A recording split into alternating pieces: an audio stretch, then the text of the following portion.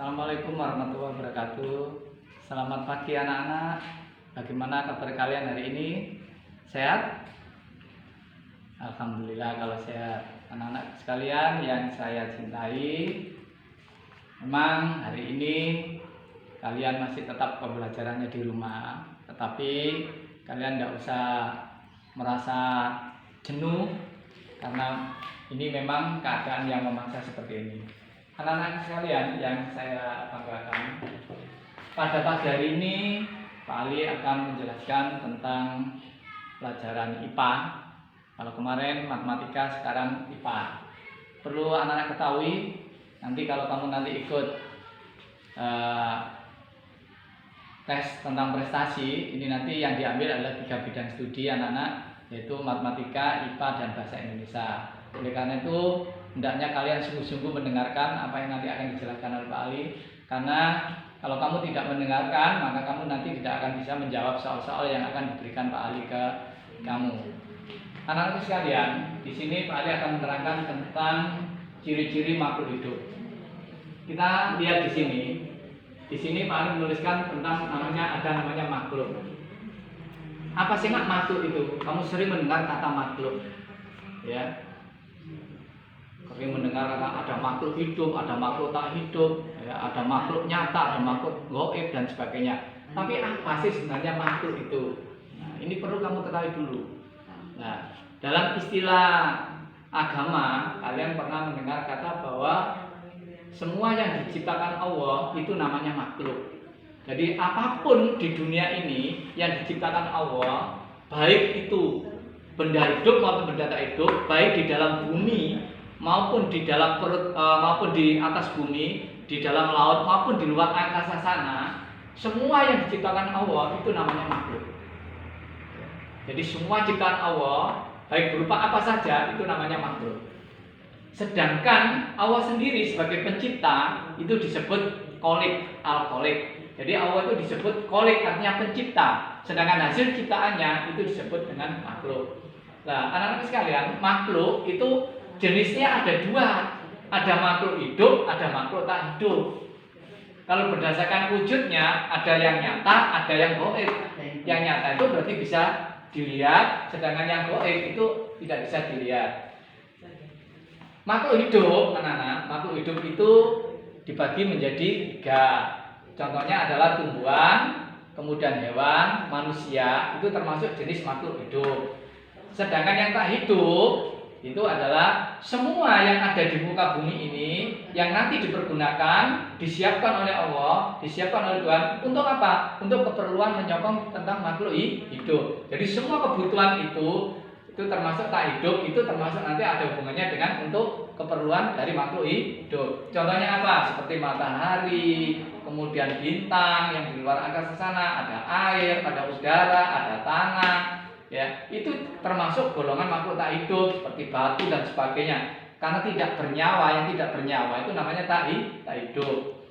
Kemudian anak sekalian, kemudian wujudnya ada jenis, ada yang nyata, ada yang gaib. Yang dimaksud dengan makhluk nyata itu berarti bisa kita lihat. Contohnya adalah seperti tumbuhan, hewan, manusia itu nyata, wujudnya nyata, bisa kita pegang, bisa kita lihat dengan indera kita, itu nyata. Contohnya adalah manusia, tumbuhan dan hewan. Sedangkan gaib itu bisa kita lihat berdasar kejadiannya bahwa makhluk itu, kalau kamu belajar tentang agama, kita kenal ada namanya manusia. Manusia itu diciptakan dari tanah. Kemudian ada yang namanya malaikat. Malaikat itu diciptakan dari cahaya. Kemudian ada namanya jin, diciptakan dari api. Juga termasuk setan, diciptakan dari api. Ini gaib tidak bisa kita indera. Jadi semua ada di dalam bumi ini, sama-sama seperti kita, cuma kita tidak bisa melihatnya. Jadi bumi kita itu ditinggali oleh makhluk yang nyata dan makhluk yang tidak nyata atau gaib. Kemudian di sini ciri-ciri makhluk.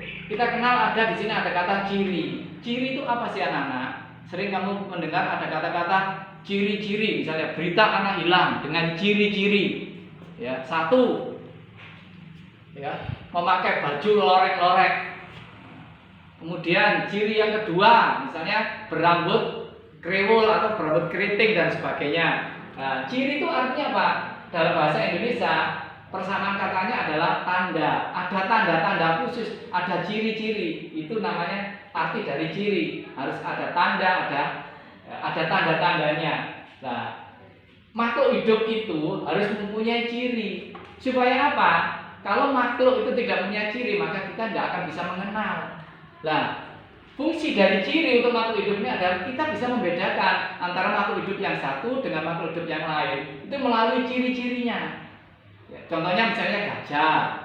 Kita tahu kan gajah dengan kambing itu punya ciri, sehingga kita bisa membedakan. Oh, ini namanya gajah kan apa? Ada belalainya, telinganya lebar. Sedangkan kalau kambing, oh kambing itu punya tanduk, ya, kemudian kakinya kecil dan sebagainya.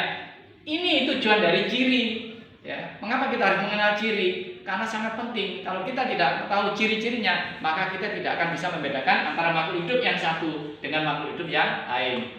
Begitu juga, ya. Nanti kita akan terangkan secara khusus. Di sini ada ciri umum, ada ciri khusus. Apa sih Pak ciri umum itu? Kita sering mendengar, ya. Nah, ciri umum itu artinya ciri yang dimiliki oleh makhluk hidup secara umum. Jadi semua makhluk hidup itu mempunyai. Itu namanya ciri umum. Contohnya yang pertama, ciri umumnya satu, ya. Pertama adalah bernafas. Ya, bernafas. Ini adalah ciri umum. Semua yang namanya makhluk hidup itu bernafas. Tidak ada yang tidak. Pasti itu bernafas. Tidak ada yang tidak. Walaupun gajah, kambing, yang namanya ikan di dalam laut, semuanya bernafas. Kalau tidak bernafas, bukan namanya makhluk hidup. Itu ciri umum. Semua makhluk mempunyai. Itu yang hidup. Kemudian ciri yang kedua, ini ciri umum ya. Kalau sudah bernafas, maka ini ciri yang kedua adalah bergerak. Jelas, nah. Jadi kalau sudah bernafas, bergerak. Ketika kamu lihat adikmu lahir, ya, itu kan sudah bernafas kemudian bergerak. Nah, kalau sudah bergerak, berarti itu ciri semua, ya. Semua makhluk hidup itu bergerak, cuma bergeraknya berbeda. Contoh, kalau manusia bergeraknya bisa berpindah tempat.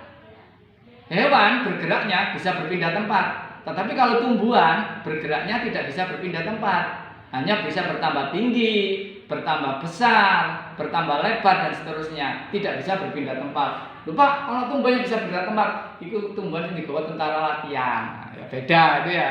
Jadi tentara latihan itu pakai tumbuhan yang bergerak itu untuk sembunyi. Nah, ini bergerak. Kalau sudah bergerak, ya, kalau sudah bergerak, maka dia butuh yang namanya apa? Butuh yang namanya makan. Ini jelas, ya. Kalau sudah bergerak, makhluk hidup itu cirinya adalah harus makan. Semua makhluk hidup itu makan, baik tumbuhan, hewan, manusia juga makan. Ya, kemudian yang keempat, kalau sudah makan, ya, maka dia akan tumbuh. Ya, dia akan tumbuh. Ini ciri dari tumbuh, ciri dari makhluk hidup. Ya, jadi semua makhluk hidup itu tumbuh. Contohnya, waktu kamu TK, sekarang kamu kelas 1, ya, kamu mengalami pertumbuhan, bajumu sudah tidak cukup lagi. Nah, ini adalah itu mengalami tumbuh namanya. Jadi mengalami pertumbuhan. Ya. Kemudian kalau sudah tumbuh, maka di sini harus berarti berkembang biak, ya, berkembang. Ya. Pasti semua makhluk hidup itu berkembang biak. Ya kan? Apa sih tujuannya? Agar ada yang menggantikan untuk melestarikan jenisnya supaya apa? Tidak punah. Ini tujuan dari berkembang biak. Pasti itu semua makhluk hidup berkembang biak. Apakah tumbuhan berkembang biak, Pak? Ya. Hewan? Ya. Kemudian manusia? Iya. Kalau enggak, habis. Enggak ada yang namanya makhluk hidup di muka bumi ini. Kemudian kalau sudah berkembang biak, ya, maka dia harus bisa adaptasi. Semua makhluk hidup harus bisa beradaptasi. Kalau tidak bisa beradaptasi, maka dia akan punah. Ya, enggak akan bisa. Ya, karena apa? Tujuan dari adaptasi adalah untuk mempertahankan diri dari apa? Dari berbagai macam hal. Nah, kalau sudah adaptasi, ciri umumnya yang ke 1, 2, 3, 4, 5, 6, 7. Yang ke-7 adalah iritabilitas.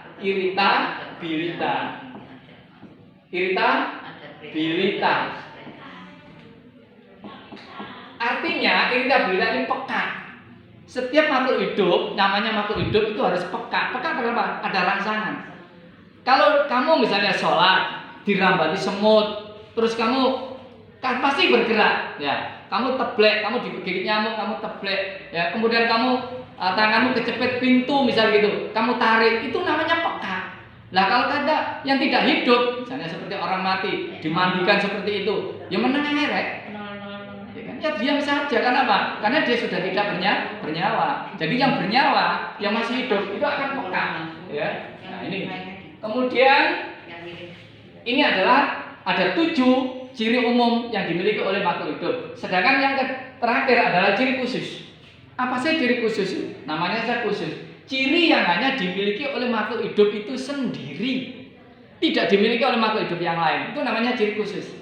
Contohnya tadi gajah, yang punya belalai itu hanya gajah, yang lain tidak punya. Kambing tidak punya, jerapah tidak punya. Yang bisa memutuskan ekornya itu adalah kadal, cicak. Yang lain tidak bisa. Kambing tidak bisa memutuskan ekornya. Ya. Yang punya selaput pada kakinya itu hanya bebek. Yang lain tidak ada, hanya bangsa bebek, bangsa unggas saja yang punya itu. Nah itu namanya ciri khusus, ciri yang hanya dimiliki oleh makhluk hidup itu sendiri dan tidak dimiliki oleh makhluk hidup yang lain. Itu namanya ciri khusus. Nah nanti kalian akan cari mana-mana makhluk hidup yang memiliki ciri khusus. Dan apa? Dengan ciri khusus ini kamu bisa membedakan antara makhluk hidup yang satu dengan makhluk hidup yang lain. Sehingga di dunia ini setiap orang pasti akan kenal tumbuhan jenisnya apa saja, akan kenal. Kenapa? Semua ada ciri-cirinya. Seperti contohnya adalah teratai, cirinya apa? Daunnya lebar. Kemudian ada anggrek, cirinya apa? Bunganya berwarna ya ungu. Kemudian mawar, apa cirinya? Batangnya berdu dan sebagainya. Ini adalah kita kenali dengan menggunakan ciri-ciri khusus atau ciri yang melekat pada makhluk hidup itu sendiri. Nah, inilah anak-anak sepintas Pak Ali menerangkan. Besok akan kita kupas satu persatu. Kita akan menerangkan cara bernapasnya, bergeraknya, makan, dan untuk kelas 6 nanti ini yang akan kita bahas tentang berkembang biak. Ciri umum pada makhluk hidup yang akan kita bahas untuk minggu yang akan depan atau untuk hari Jumat ke depan kita akan berbicara tentang perkembangbiakan makhluk hidup. Nah, itu yang bisa saya sampaikan pada kesempatan hari ini anak-anak. Nanti kalau kamu tak kasih soal, kamu misalnya ada kesulitan dan sebagainya, kamu bisa setel lagi, kamu ulang lagi dari keterangan Pak Ali tadi sehingga kamu akan paham. Nah, itu anak-anak sekian dulu dari Pak Ali. Jangan lupa belajar yang baik, jangan keluar rumah kalau tidak penting. Karena apa? Yang penting kita adalah jaga kondisi. Ya, karena apa? Sesuatu akan terjadi bila kalian lengah. Paham? Saya akhiri. Assalamualaikum warahmatullahi wabarakatuh.